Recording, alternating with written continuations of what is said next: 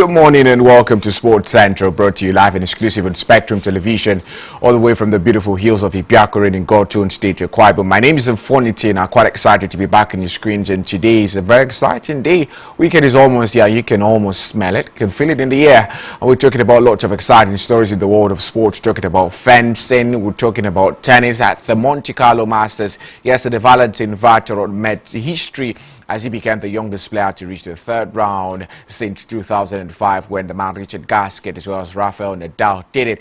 I would also look at football, where yesterday Liverpool fell 2-0 to Paris Saint-Germain. Yes, Champions League holders. We'll look at the manner in which Liverpool lost that particular game. No single shot on target. Mohamed Salah on the bench for complete 90 minutes of that particular game. We'll also look at the other game happened on the night.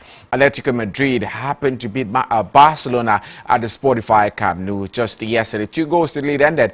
Paul Kubasi red card, changing everything and making sure Atletico Madrid head into the second leg with the game firmly in their hand. To look at all of these stories and even more on the flip side. But remember, you can follow us on all social media handles. Head to Facebook and hit the follow button at Spectrum TV Live. Go to X, on his Twitter, go to TikTok as well and hit the follow button. We'll take just a quick break, and when we're back, Sport Wrap Up in full.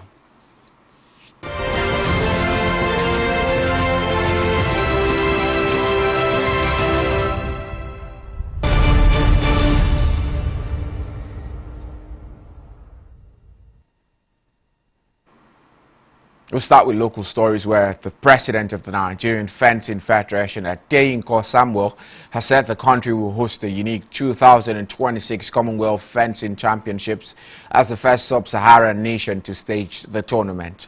The championship will be held in Lagos from August 9th to 14th, with the Federation announcing that Rugby School Nigeria will host the event. The Commonwealth Fencing Federation formally awarded the hosting rights for the 2026 Championships to Nigeria in March 2025. It is the third international tournament the country will host, having also become the first to stage a Junior EP World Cup, which was held in Lagos in December 2024. Nigeria also hosted the 23rd African Fencing Championships last year. Now to table tennis, where ahead of the 2026 ITTF World Team Table Tennis Championships in London, Nigeria's Taiwo Mati has expressed confidence in Team Nigeria's ability to exceed expectations at the centenary edition, while remaining cautious of the threat posed by Hong Kong, scheduled to hold in Lagos from April 28th to May 10th. Marty is part of a star-studded Nigerian men's team for the competition. The team will be led by veteran Quadri Aruna, with Olajide Omotayo and young star Matthew Kuti also included. In the men's event, Nigeria will face Hong Kong, China, South Africa and Saudi Arabia in Group 15, while the women's team has been drawn alongside Australia, Uzbekistan and Wales in Group 11. When asked to assess Nigeria's group opponent, the France-based Marty expressed confidence but remained wary of the threat posed by Hong Kong. Now to tennis proper, where Valentin Vatorot knows a thing or two about special victories, and the man notched another one, this time in front of his home crowd by upsetting 4th seed Lorenzo Musetti 7-6, 7-5. Yesterday at the Rolex Monte Carlo Masters. With the triumph, Vatorot became the first Monegasque since his coach and half-brother Benjamin Ballaret to reach the third round in the Principality. It was his second top 5 win after his semi-final victory against Novak Djokovic en route to his Shanghai Masters title triumph in October. Ballaret advanced to the third round at the ATP Masters 1000 event in 2006 when he fell to then world number 1 Roger Federer 3-6, 2-6. Vatorot will aim to go one better when he faces Hubert Hurkacz on Thursday, with a place in the quarterfinals at stake. After his upset win, the Monegasque is up to number 25th in the ATP Live rankings. Still in tennis now, Miriam Driva wasn't at her best yesterday in Linz, but she didn't need to be, as the 18-year-old did more than enough to defeat Sloane Stephens, earning a 6-4, 6-2 win in 1 hour and 21 minutes to reach the quarterfinals. The victory over Stephens, a former US Open champion, is Andreeva's 13th over past Grand Slam singles champion at the WTA Tour, and her first since she beat Elena Rybakina Igor Swiatek and Arina Zabalenka en route to the 2025 Indian Wells title. The win is our first over Stevens in their second career meeting. The only previous matchup came in Cleveland in 2023, a two-day affair disrupted by an overnight rain delay. Stevens won that particular match 6-3, 6-3 over a then 16-year-old Andreeva. Next up for Andreeva is number 5 seeded Sorana Sister. They are yet to face one another at the WTA level, and a win would send Andreeva to her first semi-final since claiming the Adelaide title in January. Now to football, where Atletico Madrid took a huge step towards reaching the Champions League semi-finals as they claimed an impressive win at 10-man Barcelona. The visitors had not won at the Nou Camp since 2006 before Wednesday, but goals from Julian Alvarez and Alexander Soloth secured the win in the first leg of their quarter-final encounter. Barcelona were the better side for much of the game, but a foul on Giuliano Simeone by Pau Kubasi just before halftime proved pivotal. The defender was initially shown a yellow card by referee Istvan Kovac after sending Simeone flying as he broke through one-on-one, but that was changed to a red card when Kovac was asked by the video assistant referee to review the incident on the pitch side monitor. Alvarez then compounded Barcelona's misery by superbly sending the free kick beyond the goalkeeper's reach and into the back of the net. To Barcelona's credit, they responded well to going a man down and dominated the second half, with Marcus Rashford going closest to equalizing when he hit the crossbar from a free kick. But instead, they were dealt a further blow when Atletico Madrid grabbed a second, as Alexander Soloth sweeping home from Matteo Regueiri's low cross. Defeat leaves Barcelona with it all to do when they travel to Madrid in the second leg next Tuesday.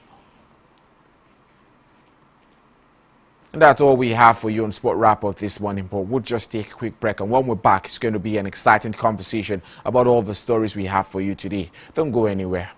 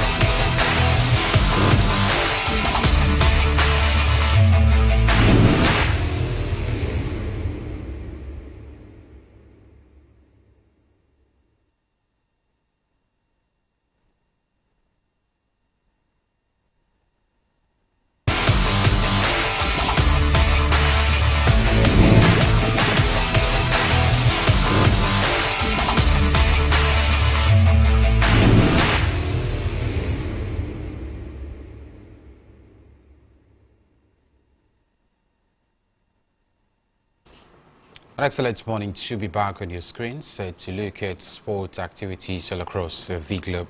You earlier, of course, had big conversations, as it were, in the exciting world of sports. But at this moment, we'll be further emphatically looking at it extensively. We'll also look at the Champions League that happened last night, the quarterfinals of it. Some English teams still falling by the wayside, and just a few are actually getting the first result in the first leg of it. What's wrong with Coach Arne Slot's side? Barcelona were another casualty last night as well. We'll also look at the UEFA Europa League as it will take center stage later today. The world of tennis serves us with the clear swing, where we're actually having top-level competitions on clear court, and some players already, of course, setting up momentum as regards what to expect before the end of the clear swing. We'll also look at all the topical sports stories. The world of basketball, the NBA still returned in the early hours of today, and top franchise who've been doing well are still trying to maintain consistency, as it were, over the course of the season. Well, I'm Mutube David, and I'm so delighted to be back to look at all of these sports stories with you. You earlier some fun bongitin on your screens, and together we'll be doing this extensively on the show this fine morning. Good morning to you, Fun. Delighted to do this with you. Excited to be back. Well, let's quickly start off the conversation from the world of tennis this particular morning. It has to do with another top-level competition. The Monte Carlo Masters is currently up and running.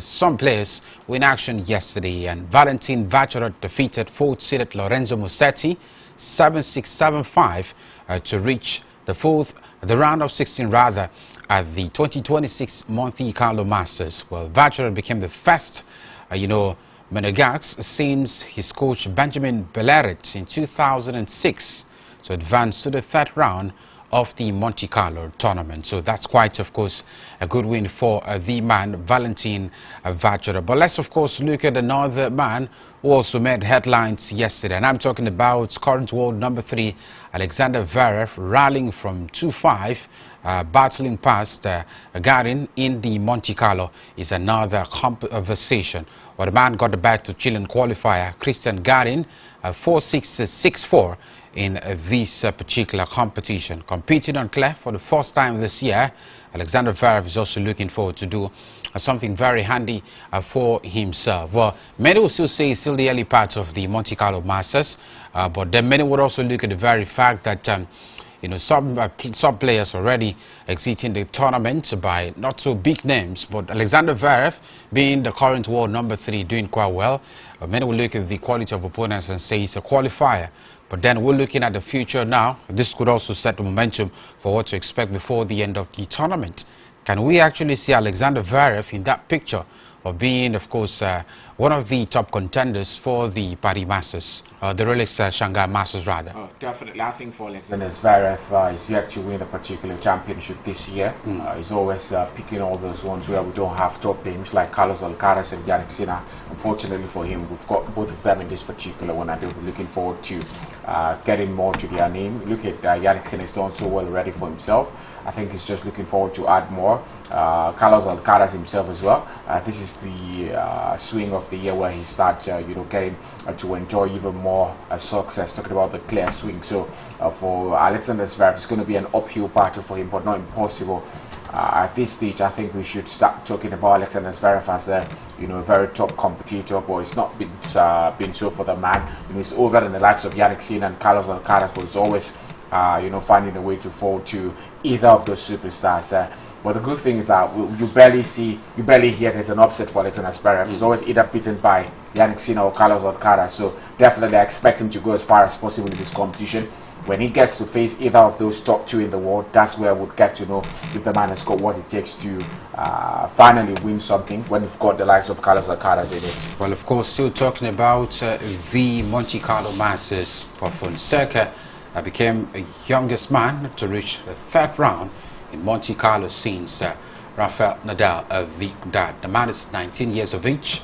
Of course, he became the youngest man to reach the Monte Carlo round of 16 since 2005, 1 year before he was born, as he defeated, of course, a French man in that particular conversation. Well, the man continues to, etch his name among many lips, particularly as a young star. but the conversation will always be about whether or not we'll definitely see this consistency as he grows older. But the youngster is gradually making his name quite, of course, a regular name. He didn't start this year, but as a hearing Fonseca from Next Gen ATP star, and now, of course, playing in big tournaments like this. And it just looks like he's got potentials in here. But will we see this on a consistent basis for the young man? Well, I think for John Fonseca, it's all about taking it slow, you know, not breaking the ceiling too early, and then we start asking what happened to him, what happened to him. I think the progression is quite good for him. We've seen the transition from that ATP, Next Gen ATP star. Now he's hanging with the big boys, he's doing stuff on his own. It's quite exciting to see him for this particular competition. Became the first, youngest since 2005. Last time we saw someone as young as this, which this round of the competition was Rafael Nadal and Richard Gasquet. So definitely something to look out for. For Fonseca, it's about holding his own now. There are lots of top superstars in this particular one. Julie Leheka, who reached the Miami Open final last month, still in this particular one. Talking about, I don't even want to go to the world number 2 or world number 1 of this world. We're talking about Alexander Zverev still in it. Lots of top superstars in it, so he's going to have a very, very tough battle on his hands. But just like I said, it's all about progression. If he can reach as high as the quarterfinals of this particular competition, then definitely something to talk about for João Fonseca. Well, of course, we're looking forward to what happens even further. The likes of Juleka, just like Ahmed mentioned, Miami finalists, of course, did something very handy yesterday, getting a hard-fought 3-set win against Stabilo in the process. Matteo Berrettini dishes astonishing double bagel over Daniel Medvedev in the Monte Carlo Masters as well. It's another, of course, big conversation on the show this particular morning. And of course, we're talking about Medvedev finally winning a title in as many, I think the last 2 years he's been able to win titles, and this year he's already won 2. And just in the early hours of this morning, falling flat against his opponent, he was beaten without, of course, winning any set in the process. I think it ended 6-love, 6-love in that particular series. And due to the very fact that he was frustrated about his performance and his result, the man, of course, destroyed his racket by smashing it on the surface of the clay court. Yes, it ended 6-love, 6-love. And this is another disappointing outing for the man, Daniel Medvedev. Will we say we're beginning to see Daniel Medvedev we saw last year? Or is it just a temporary setback for him? Well, I think it is a temporary setback, but it depends on how Daniel Medvedev really, comes back from this, because he could choose to use this as a stepping stone. He could choose to use this as a catalyst to coming back and doing even better, or he could get stuck in his head thinking about this particular loss. I think what is meant to top superstars is the ability to come back from losses. Yes, you can say many top superstars they've not gotten beaten 6-love, 6-love before in their career, but I think it's nothing. It's just a loss. Just take it as a loss and then come back in the next one stronger. So Daniel Medvedev, I think it's all going to be about the mental strength of Daniel Medvedev. We're going to see how strong is he, and how can he bounce back from this particular one. I'm particularly looking forward to the next competition to see how he can respond, because for me this year, I think he started on a very good note compared to 2025. 2025 was a very, very forgettable year for Daniel Medvedev. He started 2026 on a good note, so I think we shouldn't let this be a setback for him. Well, of course, we're looking forward to what happens for the man, Matteo Berrettini. He actually entered this competition as a wild card after a series of injury layoffs at the start of last year and up until now. But it was quite a delightful one. After the game, he said it was his best game since returning from injury. And the man is 29. Getting the better of Daniel Medvedev in a very dominating fashion was a big conversation for him just yesterday. But let's quickly head straight to another clay court competition, and it has to do with the WTA, where we have in the Linz Open currently up and running. Another young star did quite well yesterday, Mara Andreeva. Yes, that's her name, getting her name on the lips of many yesterday with a win over Stevens in that particular process. Sloane Stevens was being beaten by Mara Andreeva. The 18-year-old got the better of her 6-4, 6-2 in a game that spanned through 1 hour and 21 minutes to reach the quarterfinals of the Linz Open. The victory over Sloane Stevens, the former US Open champion, is Andreeva's 13th over past Grand Slam singles champions at the WTA Tour level, and her first since she beat Elena Rybakina, Iga Swiatek, and Arina Zabalenka en route to last year's Indian Wells title. Well, whether or not she won indeed was last year, she's still being tagged a youngster, but basically still slowly building the blocks of consistency as an 18-year-old. She's beaten, of course, the athletes, or the players rather, in the top 3. She's beaten Rebekina, she's beaten Koriko Goff, she's beaten the likes of Zabalenka, all of which she did that at the age of 18. And it looks like it is beginning to be quite a very, very big name already in the WTA scene. Yeah, I think for Andreeva, the sky is definitely going to be a starting point. She's done quite well at a very young age, just like you've mentioned. And now she's got a lot of people looking at her. Bulk of the superstars now, you know, at 18, you know, if you're playing against someone, they definitely might not really want to be at their best against you. They know you're not really top ball. Anytime Mira Andreeva steps against these top names, they know they're expecting something huge, so they're going to bring their best game. So when you are 18 and you're fighting, you're playing Aryna Zabalenka at her very best, that shows that it's going to be a very difficult game for you. But good to see her doing quite well for herself. Sloane Stephens is no Mino herself. She's won different competitions on her own, so definitely a veteran of the sport. So for Mira Andreeva to get this particular victory, good for her.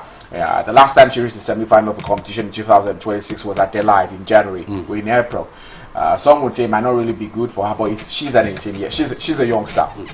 She's a youngster. So if she can reach, let's say, by the end of the year, she's reached up to, let's say, 6 semi-finals of top competitions, then definitely good. So for me, I think it's not really a problem. Her last semi-finals was in January. Still, she won that competition, the Adelaide International. So I think it's a good transition, good progression. Just like we talked about Joao Fonseca, these youngsters, I think good progression for them. All they have to do is keep their head down and keep getting the wins in. Keep getting the wins in. It will all be about you know, consistency now. The mentality has to be high for the Mira Andreeva to keep going just this way. But away from that now, Jelena Ostapenko, 4th seeded Jelena Ostapenko, rallied from the deficits in both sets to defeat Alexandra Ella 6-4, 7-5 to advance to the quarterfinals of the Upper Austria Ladies Linz Open.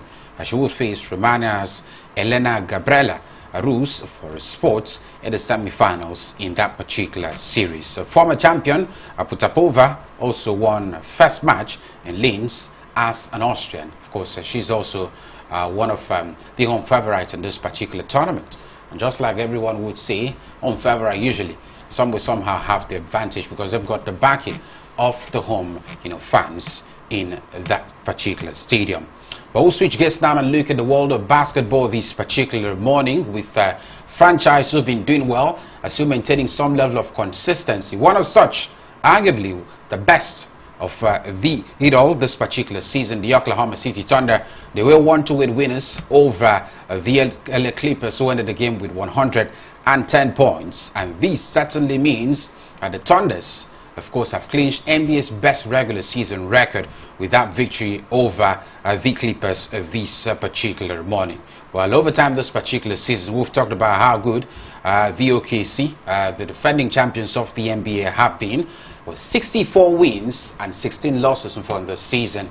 It certainly shows the consistency of the OKC from last season transitioning to this particular season. But one would ask questions. Are they still ready for what's to come, which is about defending the NBA title? Well, I watched the interview at the end of the game with Shai Gilgeous-Alexander and the coaches who were talking about what they've been able to do. This is the 3rd time in a row they'll be finishing as #1 winners in the Western Conference. And when you look at teams who've done, I think you can only point at about 5 other teams who've done that in history. The Lakers team, I think that was 2007 to 2010. The Golden State Warriors 2015 to 2017, and a few other teams in the years. So when you look at it, I think they're doing something quite handy for them. So when you look at all those teams, all of them had something in common. They won the NBA title multiple times. So the OKC right now, they'll be looking forward to winning their 2nd one. This is going to be the 3rd time they're doing it. So they have to win the 2nd one to at least be able to get to that point. And it's good to see because when you look at the OKC started quite well, 24 wins, and that's when they got their first loss after 24 wins this season.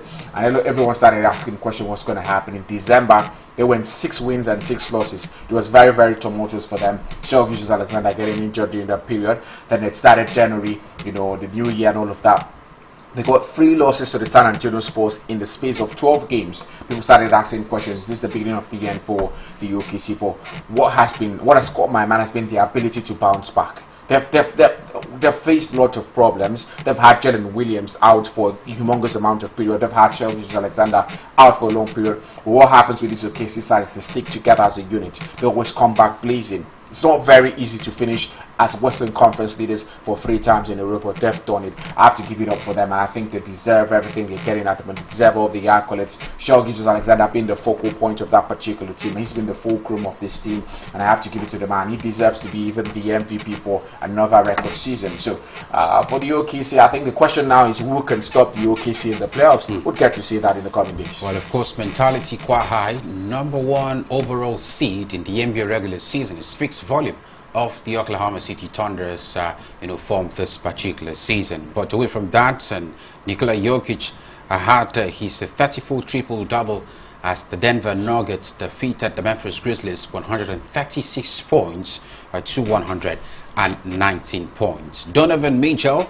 and Evan Mobley helped the Cleveland Cavaliers hold off the Hawks 122 points to 116 points. But this was a side who, of course, were also quite a very good side last season alongside the OKC, but it looks like they've slacked this particular season, and one would keep asking questions, what exactly is the problem of the Cleveland Cavaliers? But a win for them this particular morning, and many would say it could also help build their momentum. I think it has to be injuries. Donovan Mitchell has been so injured this season. I think this season we've seen a lot of injuries to substars. Victor Wembanyama, Giannis Antetokounmpo, we've seen Steph Curry, we've seen Shelby Alexander, Jalen Williams, even for the Boston Celtics, I've forgotten the name now, but we've got a lot of injured stars for them, and the Cleveland Cavaliers had to suffer that as well. That's why this year they had to bring in the man from the Clippers side, talking about James Harden. So definitely, I think they've suffered a lot from injuries, so I wouldn't really blame them. But they've qualified for the playoffs now. So the question is, can they regroup now? Can they play as a unit? You know, you've lost a few games in the regular season. That's done and dusted. We're not talking about the regular season anymore. It's about getting to the playoff now, competing with the big boys, because soon enough would have the regular season come to an end.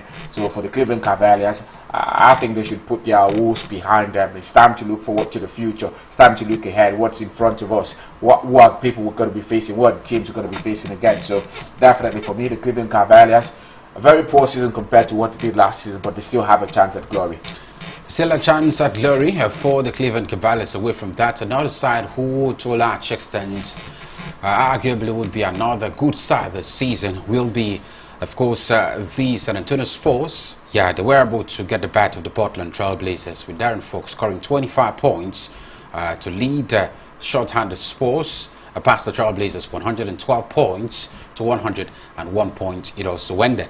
It looks like this is another very good side, and maybe one to look out for, especially in the playoffs, because usually you have teams like this, big guns blazing at the regular season, but when it gets to the business end of it, you see them quite faltering their lines.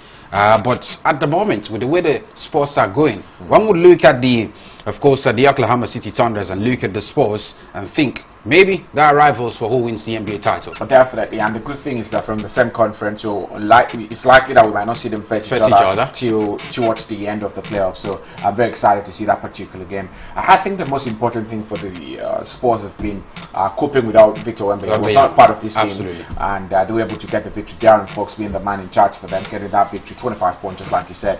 And I think for the Spurs, it's going to be quite exciting to see how they can go as far as. So just like you mentioned, Cavaliers last season did so well in the regular season. They were beaten in game 1 of the playoffs. So when you look at it, you can never predict what's going to happen. Even the OKC, they might get beat in their first game. So you can never sit down and predict what's going to happen in the playoffs. So for the Spurs, it's all about taking it one game at a time. The manager of the side has come out to talk about it. He has talked about the loss of Victor Wembanyama time and time again, talking about the importance of the man to the side, how they're moving away from the dependency on him to also playing as a unit. So I'm looking at what they can do in the playoff, how they can go play as a unit there and maybe achieve something handy. Well, of course, we're looking forward to what happens during the playoff rounds, especially for the Spurs side, who've also had improvement, of course, so much this particular season. Kurt Cunningham had a double-double in return from injury as the Pistons got past the Bucks this particular morning. It ended at 137 points to 111 points for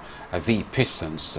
It looks like this Pistons side has another good team, another so good team this particular season, and they have impressed many NBA followers, and to a large extent getting the better of course, the Bucks Maybe to a large extent wouldn't be quite surprising because the Bucks either haven't been so good, and we're also talking about the over-dependency on the man, of course, and to a large extent not really good for a side. The Orlando Magic defeated the Timberwolves 132 points to 120 points in the early hours of this morning, while the Phoenix Suns were able to down the Mavericks 112 points to 107 points. This Maverick sides, it looks like inconsistency has been a case for them this season. I think it's even about because they're not good enough. They're not good enough. Their best player is the #1 draft pick, Cooper Flag. He's just 18, 19 or 18. They've actually had departures over the last couple of seasons. They've not been able to replace players. Yeah. You know, it's very sad for me. I think they should be the lowest of them. I'm even surprised they've got more points than the likes of the Washington Wizards and all of that. But the Mavericks, I cannot even blame them. They don't have players. When Cooper Flag, a 19, he just graduated from college, I think.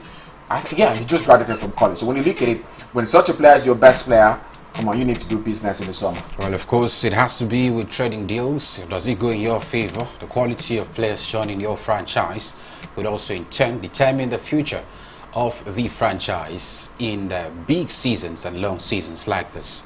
But here we'll draw the curtains on the first lap of the show. When we return, we'll definitely be looking at football stories. What happened in the Champions League yesterday?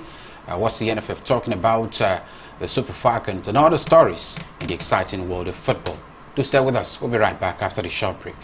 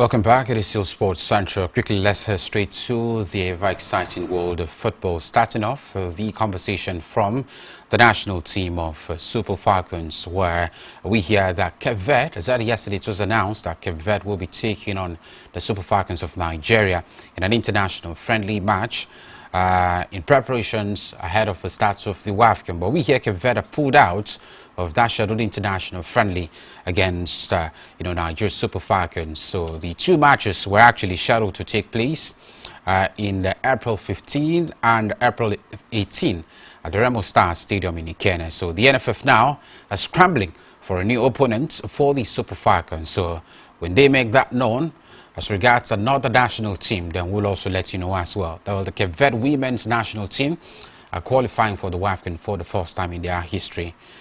Maybe they've also got some concerns why they're pulling out of that international friendly matches. But away from that, now straight toward the conversations still has to do with the NFF. We hear that the Flying Eagles of Nigeria, the 2023 squad and 2025, have actually called on the Nigerian Football Federation to settle all the outstanding qualification bonuses and camp allowances for major tournaments over the past 3 years. Well, according to reports, the squads that feature the WAFOB, the Under-20 AFCON, and the Under-20 World Cup in 2023 and 2025 are still owed qualification bonuses for participating in 6 major tournaments within that period, as well as the pre-tournament camp allowances covering about 65 days.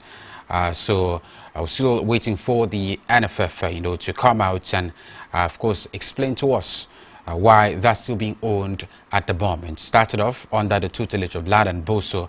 Thereafter, we had, of course, Ali Zubairo also being part of the team as the coach of the national team. But fun, we usually hear this often, the NFF owing indemnities to, national team squad, and now it has taken a toll on the under-20 side, from the Super Eagles, the Super Falcons, down the under-20. I think definitely it makes sense, because if you owe the Super Eagles, that means you owe the Flying Eagles, because if you cannot even pay the main team, or the senior team, how would you even pay the junior team? So definitely, I think it's true, and the Flying Eagles have got the right to demand for their payment. This sort of things only happen in Africa. You can hear the Libyan FA owing the coach for about how many months. You hear different things happening left, right, center. You hear that competition that was finished, they had to withdraw, get the cup and give it to another person. It could only happen in Africa. I think we're just dragging ourselves backwards. The NFF, they cannot say they've not got money. Come on. Every year we see the budget allocated to sports in the federal allocation. So there's money there. Just release this money, give it to who deserves it, who deserves to get the money.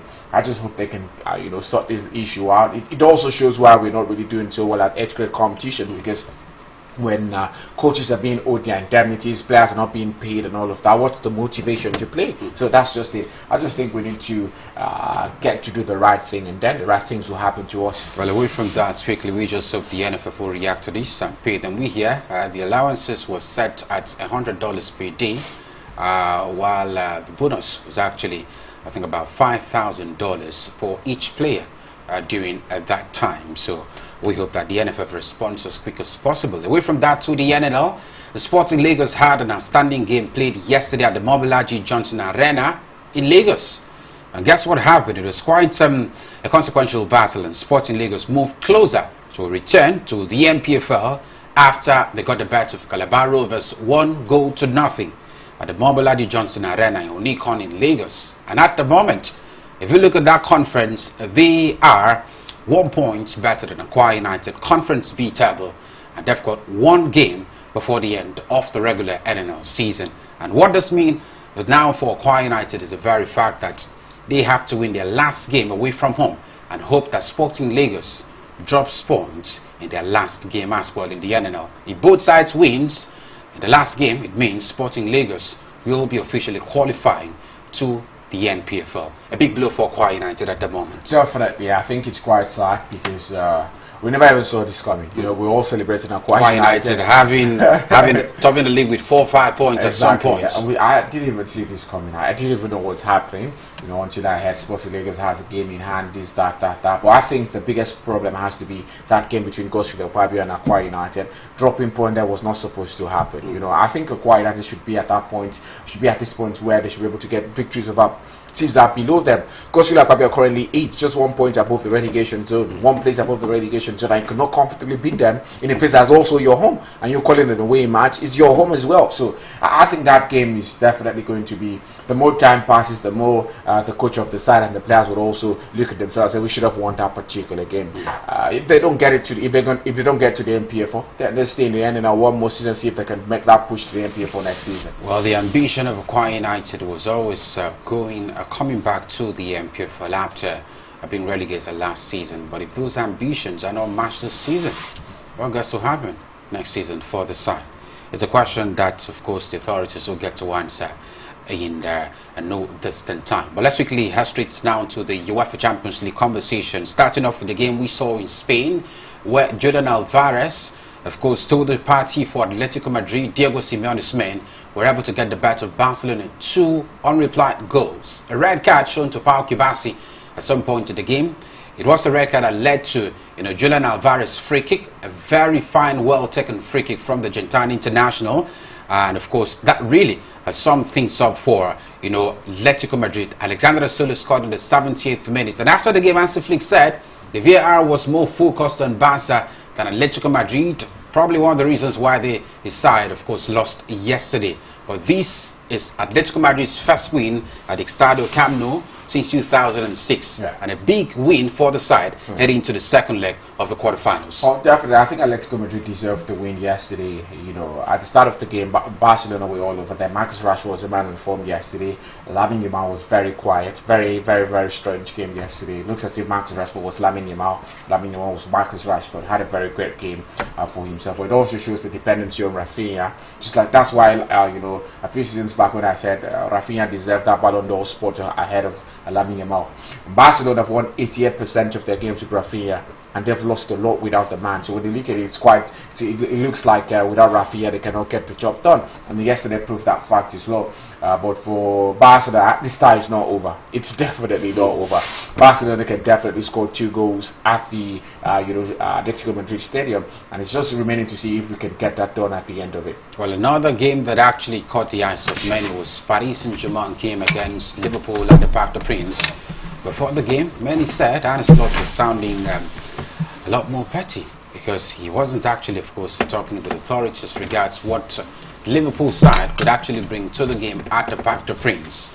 Many also saying, thankfully, the scoreline wasn't as so embarrassing as they expected. It ended 2-0 in favor of Paris Saint-Germain. The man, Desire Doye, scored in the first 10 minutes of the game yesterday, and Vivek Kvaratskhelia also showed his quality at the Georgia International, also appearing on the score sheets and putting up a man of the match performance last night for Luis Enrique's boys. And this means PSG will be traveling to Anfield with a 2-goal cushion. What you saw the game yesterday? What stood out for you? Arne Slot after the game, of course, brought out reasons why he couldn't, play Mo Salah in that game, talking about the fact that at last spells of the game they were behind the ball and it required attacking players to drop deep and mark. And he also felt that Mo Salah, of course, shouldn't actually be in that situation. He had to reserve him, and that's why he didn't bring him up.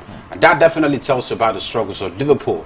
But are we actually envisaging another embarrassing season now for Liverpool? Because it almost looks like the season is all over for them at the moment. I think for the game yesterday, once a top team gets to play 5 at the back, it's very, very, it's bad days for them. So when I saw that lineup, I saw 5 defenders. I was like, okay, this is it. PSG were dominating that game right from the blast of the whistle. No shot on targets from Liverpool. Paris Saint-Germain had 72 ball possession.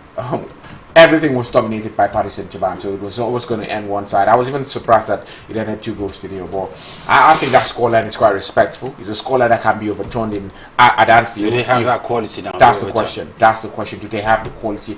I believe player for player, they've got quality. I watched Florent Wirtz over the international window. This man played games where it was a particular game. He had 2 goals and 2 assists. Very quality player. We saw what he did at Bayer Leverkusen before joining Liverpool. We've also seen Dominic Szoboszlai this season. Very good player for them. I think the biggest question is, can Arne Slot be the best in this player? I think it's time to say Arne Slot has to go, because I think he's not really. Is he the problem? That's another question. Because who is the problem? That's the question. I don't think it's the players. I don't think it's the players, because yes, I looked at the players, on the field, and I'm asking myself, how is Paris Saint-Germain? This is the same Arne Slot that won the Premier League for them last season. So if you say he's the problem, then there have to be reasons why he's the problem. There was already, just like I talked about Nuno Espirito Santo with at that point he was still with the others, Nottingham Forest. They had a decline, and we saw it continue this season. Towards the end of the season, Liverpool started losing games, started playing very, very questionable football. So I think it continued to this season, and it wasn't also helped with the fact they lost key players, Trent Alexander-Arnold, these are first team players. You cannot just lose them and then you think everything's going to be okay. So Liverpool have got a lot of work to do, but I think Arne Slot has to go. Well, of course, we're looking forward to what happens. Already Liverpool fans have been calling for the sack of coach Arne Slot, a man who won the Premier League title in his first season in charge after the departure of coach Jurgen Klopp. But away from that, now we hear Chris Wood is in Nottingham Forest squad after missing out of action for 6 months due to injury. That's, of course, some moral boost for the Nottingham Forest side as they look forward to, their remainder games, particularly in the English Premier League. We also hear that Leicester City have lost an appeal against their points deduction. If you could recall, their points were deducted at the start of this particular season due to breach of regulations of English football financial rules, and we hear that they appealed that particular decision, and the appeal rather still isn't in their favor. So it means the 6-point deduction will still stand at the moment. But of course, just before we go this particular morning, the UEFA Europa League games will return. Bologna will take an Aston Villa on Emery Sports in Italy, while FC Porto will trade tackles with Nottingham Forest. And from 2 English sides in the Europa League quarterfinal later tonight. We've seen English sides in the Champions League quarterfinals. Only Arsenal have actually, stood out of the others. But now can these two in the Europa League do better this night? Well, I think for Nottingham Forest, it's going to be very difficult for them. You're 1 feet in relegation fight in the Premier League. Then over there in the Europa League, they have to do something. Vitor Pereira came out to say he's taking each game 1 day at a time. And this particular game now is a Europa League game, so he cannot look ahead of this game and go straight to the Premier League game. So definitely going to put his full focus on this game. Let's see how it works out for them. But Porto is a very top team. They've got likes of Zaidu, Sanusi, Terence Murphy, who are now in form at the moment. Zaidu has played the last 3 games for FC Porto. He's been a man rejuvenated, and I think that Porto team has definitely got that top of the league in the Portuguese Primeira Liga now. So it's going to be a very difficult game for Nottingham Forest. But for Aston Villa, I think they can get the job done. I guess Bologna have not really been as good as they were last season in the Italian Serie A. So always going to be a game where they can get something out of it. Well, we're looking forward to all of these games slated for later tonight at 8 p.m. Nigerian time. But here we'll draw the curtains on today's edition of Sports Central. Thank you very much for being a part of the show. Thank you very much for returning. Pleasure as always. We'll return tomorrow, and of course more extensive analysis and conversations in the exciting world of sports will also be back. Have a fabulous day, and from the guys, it's a wrap here.